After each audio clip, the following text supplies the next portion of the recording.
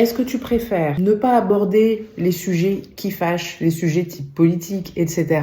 ou bien t'assurer d'attirer à toi des personnes super alignées avec qui tu es, avec tes valeurs, et repousser toutes les personnes qui sont genre LGBTQIA+, phobes, islamophobes, misogynes, racistes, climato-sceptiques, j'en passe. Qu'est-ce que t'en dis? C'est une conversation que j'avais encore en début de semaine avec une personne que j'accompagne en coaching, et moi, mon discours est toujours le même. C'est un sujet qui revient régulièrement, en particulier quand il y a des événements politiques un petit peu marquants. Mon discours est toujours le même. Je vous invite toujours à vous positionner, même si vous en avez peur parce que vous avez peur de perdre des clients.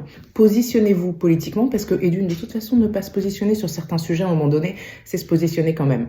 De deux, même si vous repoussez des personnes, même si vous perdez des clients, peut-être que vous n'avez juste pas envie, à la base de toute façon, de travailler avec des gens comme ça parce que vous ne partagez pas les mêmes valeurs, en fait, tout bêtement. En plus de ça, plus vous affirmez sans croire, vous croyez, et que vous le montrez, parce que quand on se positionne clairement sur des sujets comme ça, on fait pas que dire oui, la bienveillance, oui, l'empathie, oui, comme ça, dire des valeurs comme ça.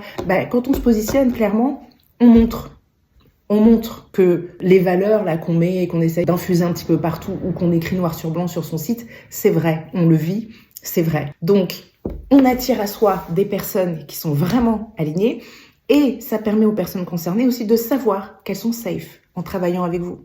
Ça leur permet de savoir qu'elles vont pouvoir se détendre un petit peu parce que c'est épuisant d'être en mode un petit peu toujours sur la réserve à se demander bon, est-ce que je risque pas de subir une micro-agression? Est-ce que je vais pas entendre des trucs qui me donnent envie de vomir ou me crispent comme ça? Moi, ça m'est déjà arrivé de travailler avec des gens comme ça qui ont tenu au bout de quelques temps des propos extrêmement racistes ou extrêmement misogynes ou waouh, je les ai plus revus après, mais j'aurais aimé le savoir avant. Ça m'aurait permis de gagner du temps.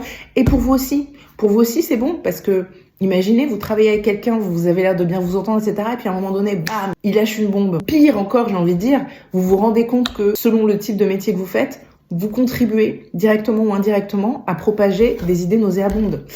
Donc ouais, positionnez-vous. Ça n'a pas besoin d'être des trucs super élaborés ou hyper complexes, parce que là, après, vous allez vous dire, ouais, mais bon, la politique, c'est pas mon rayon, etc. Des fois, le message, il peut être très simple. Arrêtez de vous compliquer la tâche en vous disant que vous n'êtes pas... Le syndrome de l'imposteur, il n'a pas sa place ici. Vous êtes un être humain, vous avez certaines valeurs, vous pouvez vous positionner. Et vous n'avez pas besoin de débattre sur Internet, sur les réseaux sociaux, avec des gens qui n'ont pas les mêmes valeurs que vous. Vous pouvez supprimer leurs commentaires sous vos posts et vous pouvez les bloquer aussi. C'est très bien.